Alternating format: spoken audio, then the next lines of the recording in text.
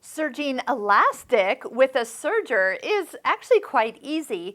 I would probably recommend just a basic 4-thread with a slightly longer stitch length. So I'm going to turn the stitch length up to 4. And because there is a multi-purpose foot that comes with this machine, this would be one that actually could assist in keeping the elastic from getting too close to the knife. So if you do want to put that foot on and then use that, let's just go ahead and do that because that will be easier. We'll just touch the lever in the back, release the foot, push up on the presser foot lifter, then that way it kind of lets the foot come out a little bit easier.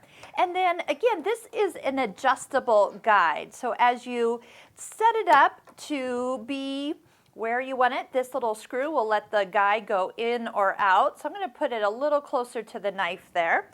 Then that gives me a little bit more versatility in adjusting for making sure that gets where it wants to be.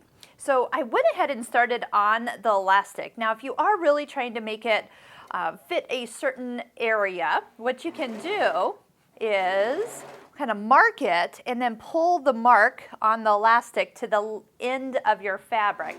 And then that way you'll get nice even stitching or pull, and then I usually just let the elastic stay in there, cut it out at the end, and then again you have nice easy pulled elastic, stretched, overlocked all at once. If you want to top stitch that with like a double needle or twin needle, they'll have nice easy give for the finished project. So sewing in elastic, super easy. Maybe use the foot that comes with this machine.